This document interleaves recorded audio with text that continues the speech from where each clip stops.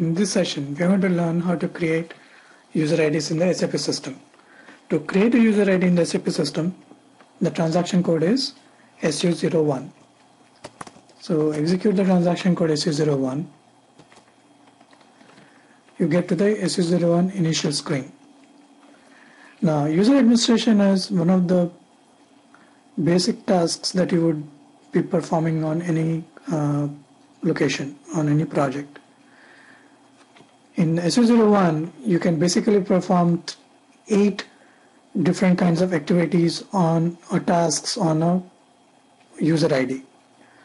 You can create a user ID, you can modify the user information, you can display the user information, you can delete a user ID if you want, you can make a copy of a user ID, you can lock and unlock user IDs, and you can reset the password of a user ID if you want, if it is required. And also, you can also rename a user ID if you need to.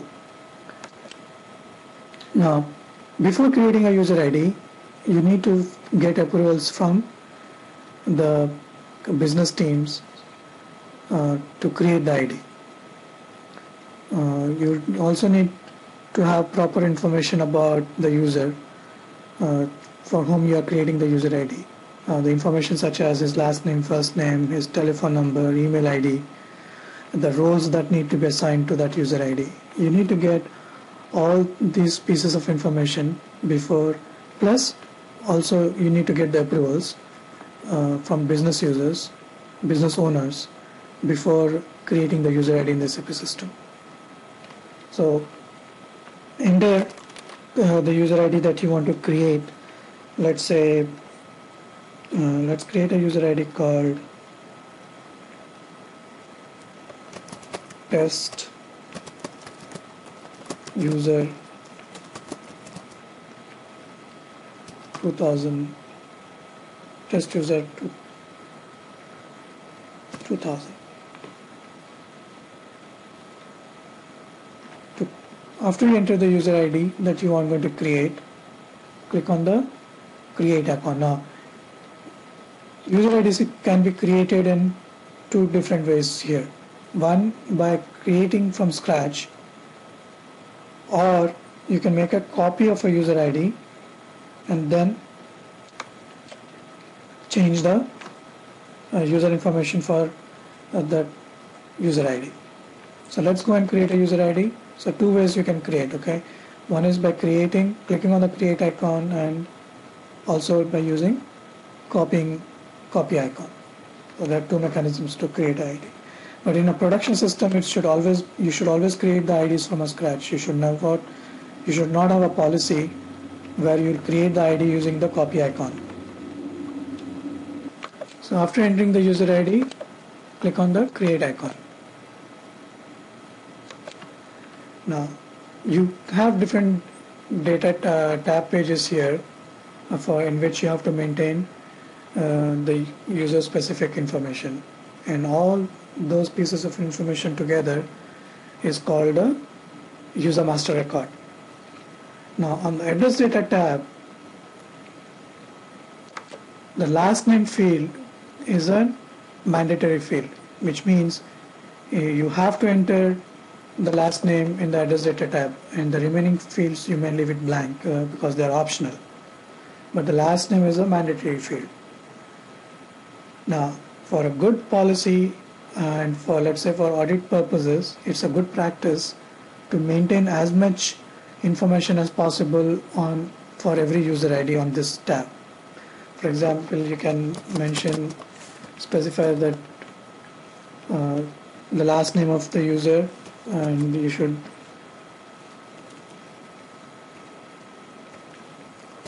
the first name. You should also specify, let's say it's a good policy if you specify the function of that user,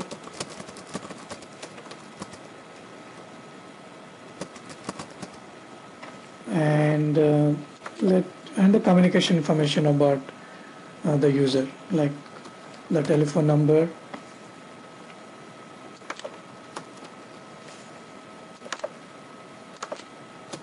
and the email ID, so that if needed, you can easily find out how to contact this user.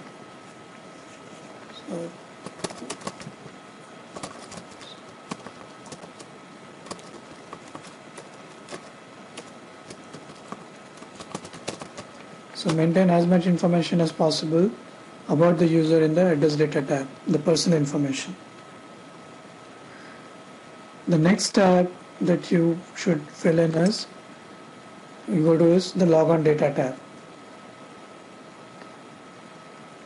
In the logon data tab, you can specify the alias for the user. Now alias is an alternative user ID which can be used for searching the user IDs. So if you forget what a ID of a person was, so if I say test user here, then when I want to find out, locate this user ID in the SAP system, I can search using test user string.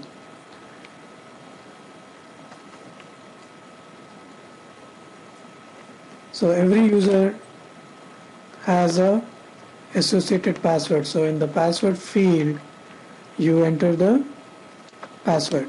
Now the password can be entered manually, or you can use this password wizard to generate the password randomly. Now it is a good practice to use this wizard so that nobody can guess the passwords that you are going to assign to new users. Because when you assign passwords manually, you tend to give the same password, initial password to everyone. So at some point of time, people will start guessing what password you would usually assign to somebody. To avoid that kind of exposure, you should use, as a good practice, you should use the wizard to generate the password. For example, when I click on it, it generates a password like this, randomly. Now this is the kind of password which is difficult for people to guess. Now let's say if I continue and I don't like this password, I can click it again and it will generate another password for me. So if I don't like that one also, click on this, so it will generate another one. So every time you click on this icon, wizard icon, the system will generate a new password. So once you have generated new password, to send it to the user, you can copy paste you can select the password and say Control C and paste it in the email to be sent to that user. But if you're entering, now if you use this password, you don't have to repeat the password in this field. The system automatically takes care of it. But if you're manually entering the password, you have to enter it in both the fields, and the password has to be identical. Now, the next field that is very important, user master record for any user is the user group field. Now, user group field is basically used for two purposes. One is to categorize the user ID into a particular group, and second, it can also be used for restricting access to user administrators. So for example, I can assign a user group,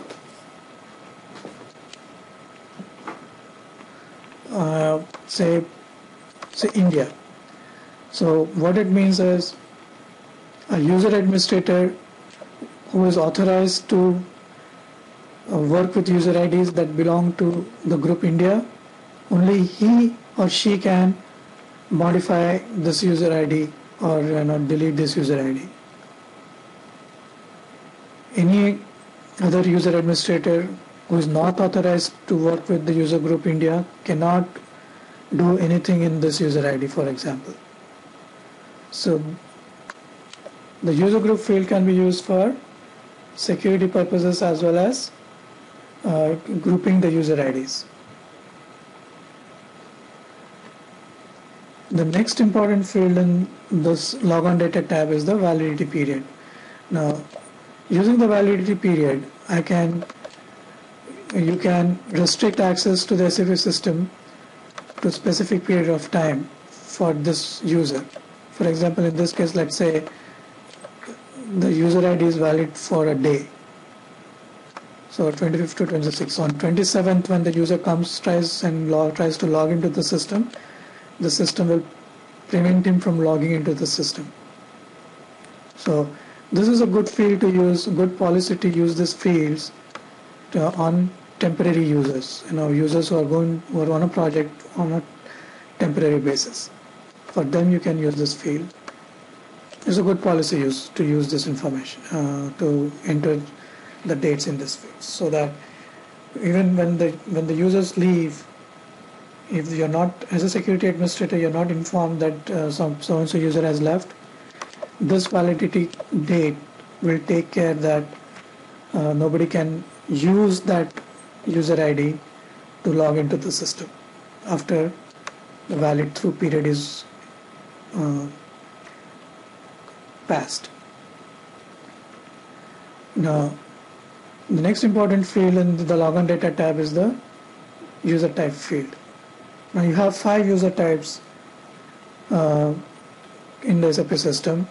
The most commonly used user type is the dialog user type.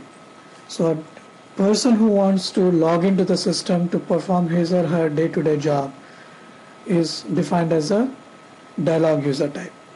So dialog user types have user ID and password associated with it, and they can log into the system and execute transaction codes and perform tasks within the SAP system.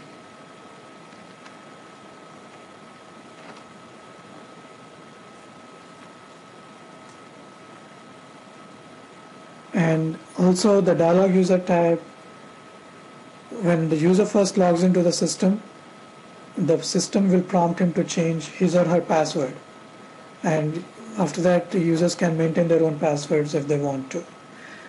And another advantage of a dialog user type is you can do a multiple logons, meaning you can use the user ID to log into the system from multiple locations at the same time.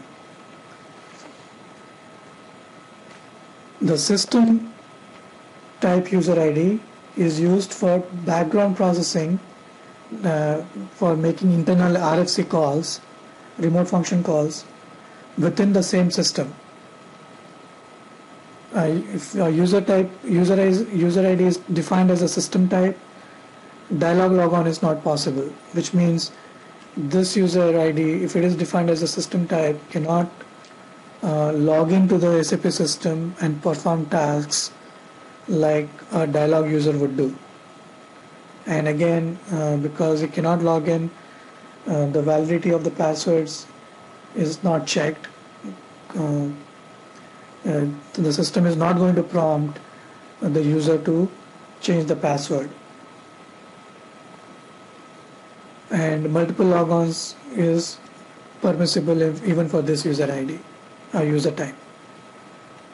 So system type user ID is used if you want to communicate, make RFC calls between clients within the same system.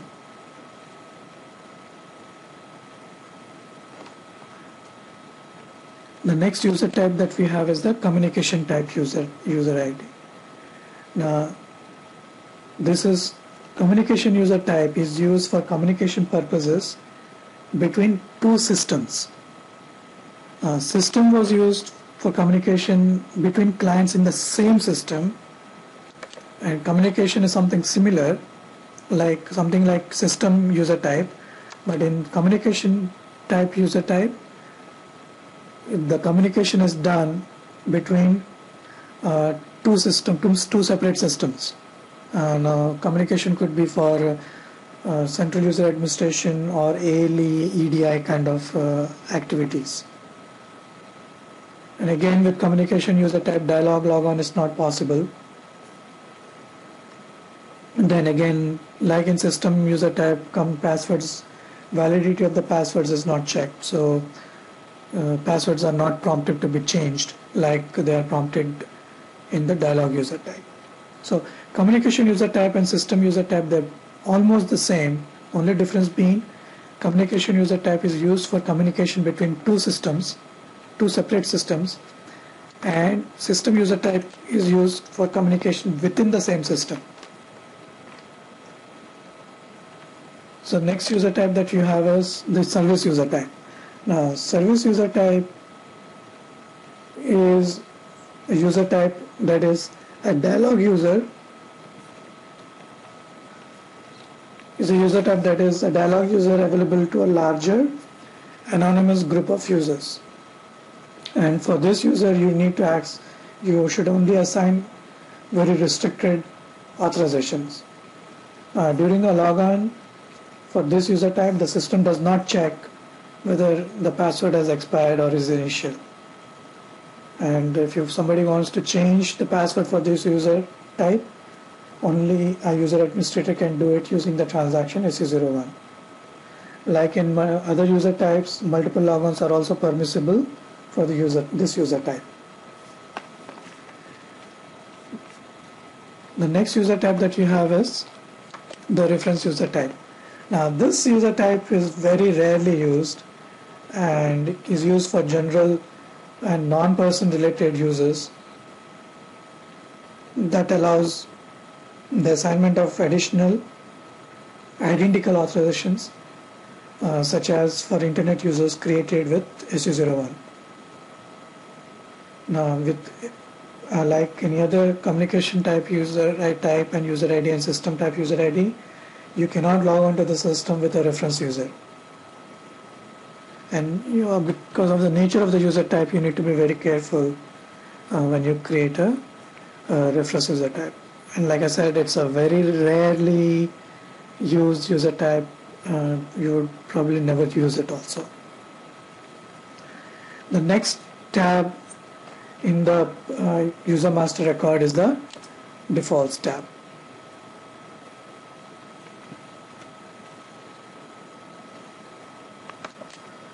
In the defaults tab, you have a start menu, which you probably will not use most of the times. This is basically used if you want to specify an area menu,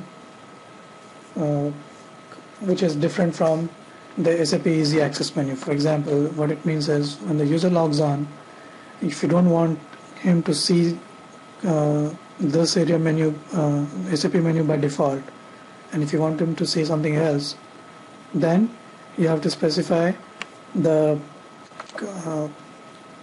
area menu in the start menu field. For example, if you want him to see credit management transactions by default when he logs in, then you mention the area menu FRMN in this field. You can select the area menus from this drop down field. So click on select and then you hit enter key. These are the different area menus that you have in the system. So if you select FR, you can select any of these depending on what you want to select. So FR,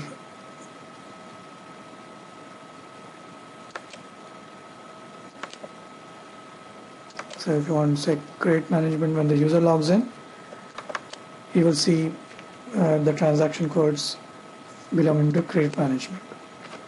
Now, from a system-wide point of view, if you don't want the SAP menus to be this menu to be displayed by default, you can use the transaction SSM2 to change it and display something else.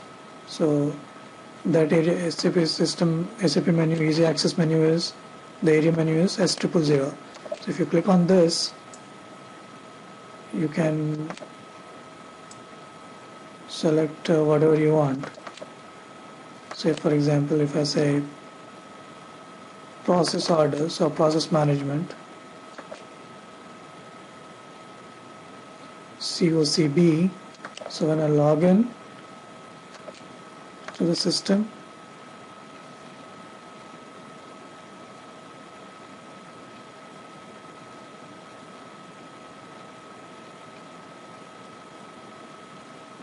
I'll see this. I don't see the SAP menu anymore, which is by default. So you can change the system-wide access menu, area menu by using the transaction SSM2.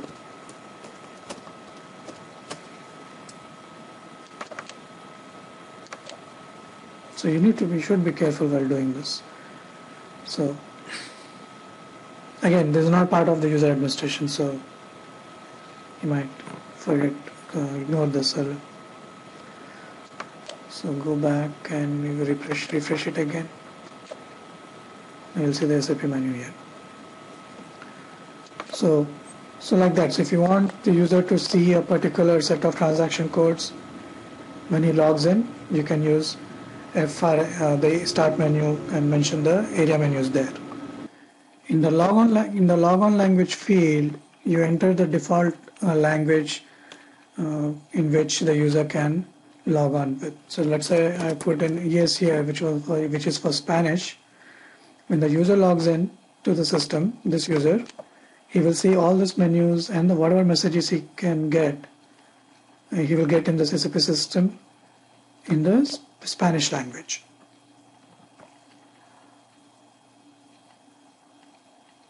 The output device field is for specifying the printer, the default printer to which the user can print his reports.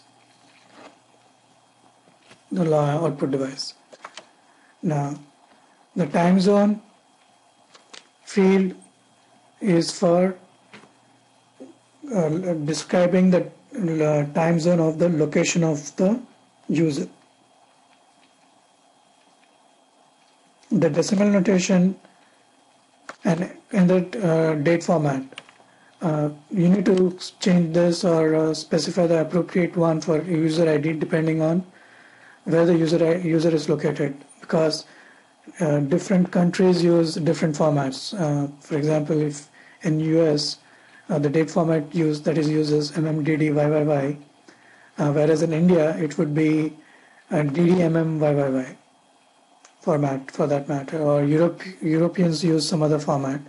So depending on where the user is located, you should maintain the decimal notation as well as the date format for the user. So after you mention the date format, you will maintain the parameter IDs. Now this is something that you may not do it on a regular basis, but when needed you will have to do it, but not necessarily. Now a parameter ID is a field that can be filled with default values from the SAP memory. So you can select the parameter ID from what you have here. Let's select, for example, so let's say chart of accounts. So let's say in a transaction code, selection screen of a transaction code, if you have a chart of accounts field, so whatever values you mention here, that value will be automatically defaulted in any screen that contains the chart of accounts field.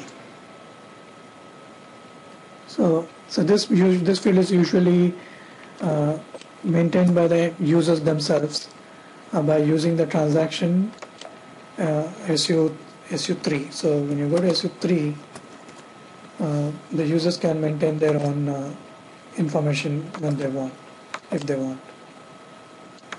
So they can maintain their own parameter values, parameter ID values, whichever they want.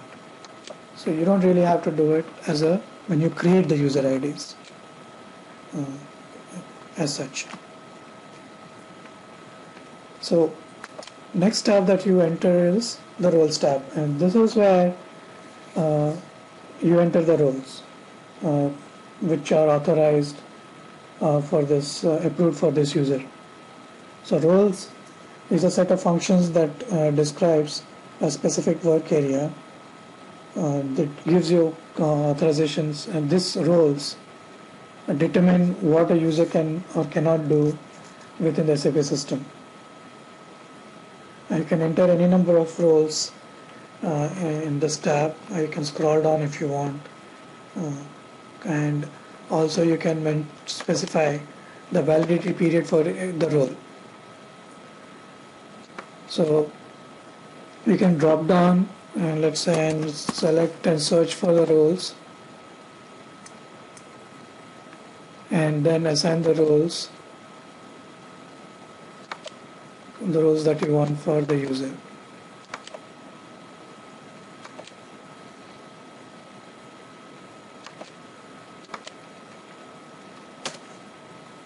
Now you also have a validity period here. So what it means is that if you specify a validity period for this role, for example, let's say 03/26/2007. So what it means is that after 26th of March 2007, the user would lose authorizations for authorizations provided by this role.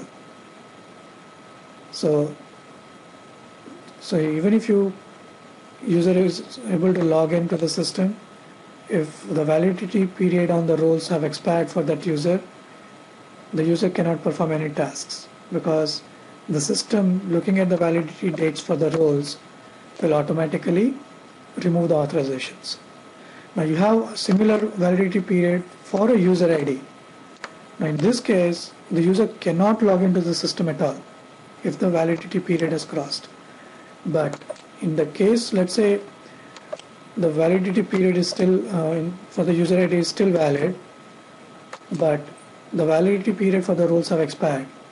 So even if the user logs into the system, because the validity period has expired for the roles, the system will automatically remove the authorizations from the user master record. So the user cannot perform any tasks in the system. Now when you assign a role to the user ID, the profiles associated with the roles also get attached to the user ID. Now these profiles are generated user IDs, they are not created, they are generated in the automatic profile generator when you create the role. And this icon, when you look at this icon, it's the profile is a generated profile. Now SAP also gives you some default profiles. You can manually created profiles which you can use to assign to the user. Now in this case, the icon will be nothing here. So you can assign a manually created profile in the profiles tab directly, but you should not assign the generated profiles directly in the profiles tab. So the generated profile should come into the profiles tab when you assign the role in the roles tab. Now even if you are able to assign, technically you can assign a generated profile, but when the user master record is updated by using the transaction PFUD, when you execute the transaction PFUD, which is for mass user data reconciliation, when the user master record is done, updated using a PFUD, the generated profiles which you have assigned directly, those will be removed from the user master record. So you should never assign a generated profile directly in the profiles tab. Generated profile should come into the profiles tab through the role which is assigned in the roles tab. Now profiles contain, why are the profiles attached to the user ID? Because the authorizations for the roles are contained in the associated profiles. Now if you want to remove a profile, you can do that. Select that profile and click on this icon. Now SAP also provides two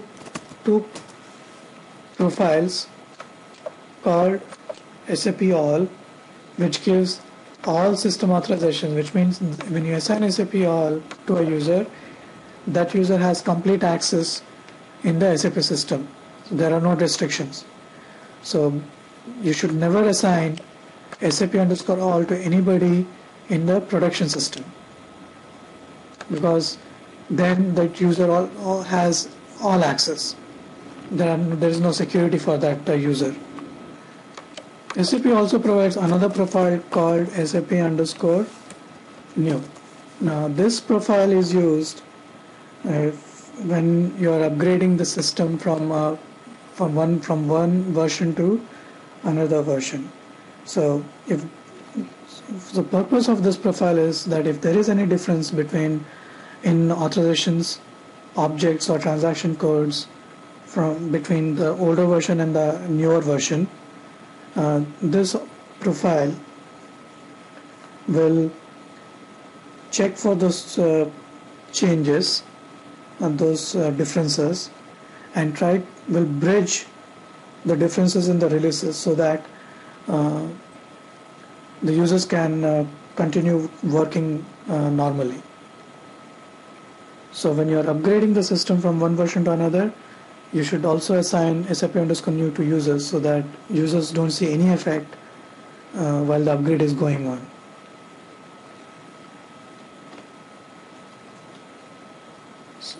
Once you have assigned the roles, the purpose of you can save the user ID, and the user ID gets created. Now the next tab that you have is the groups tab, which is you don't use this thing anymore. SAP has made it obsolete. This tab was used when SAP had a tool called Global User Manager, but SAP has made that tool obsolete, so you don't use this tab anymore. So then you have the personalization tab, where you can specify person-related settings using personalization objects. So these are all personalization objects. So you can make person-related settings in these objects.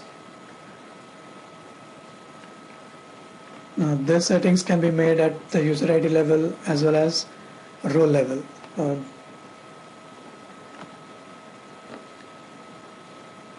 The last tab that is important is the license data tab. Now, every customer, when he buys the SAP license, has a contract with SAP, and SAP charges the customer depending on the license agreement. And SAP has every system has a SAP software as a measurement program with which every system produces the information to determine the payment applicable for the installation. The measurement program is used exclusively to determine the number of users and the utilized units of SAP products. The results are evaluated in accordance with the contractually agreed conditions. So depending on how the contracts is signed, SAP charges the customer, and this piece of information helps in that process. So for example, if you have an ID in one particular ID in 10 different systems, now depending on how you are identifying that user ID as contractual user type, license would be charged. For example, let's say you have the same ID and it says it's a development, or say for example it's a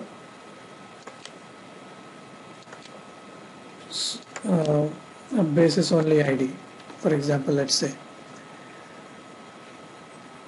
if you have this ID in 10 systems, the SAP will charge you 10 times. Will charge the customer 10 times for this ID, because that ID is there in 10 clients, 10 systems. But if the ID is there in 10 systems and you want the SAP to charge only once, because one user ID is one person, If the user ID has to be charged only once, then you have to define it as a multi-client multi-client system user type for licensing purposes. So the moment SAP sees the user to be multi-client system, it will charge the customer only once. So once you have defined the license data tab, then you can save the data, save the user ID. Now this again, this tab is not usually filled on a regular basis. Only customers who are very particular about it make it as a policy in the user ID creation process to fill this information. Otherwise, most people don't get to this tab. Most people will be done with assigning roles and then saving it. So once you have entered all the required pieces of information in all these tabs, you hit the save icon.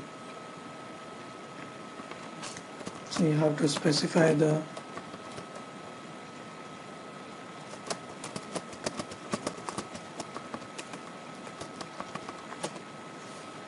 and then save it. So once the ID is saved, is created, at the bottom of the screen you should get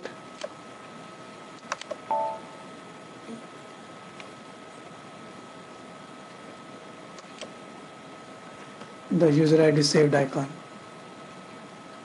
See, so all this piece of information that you have seen, that you have filled in, makes up your user master record. Now, when the user logs into the system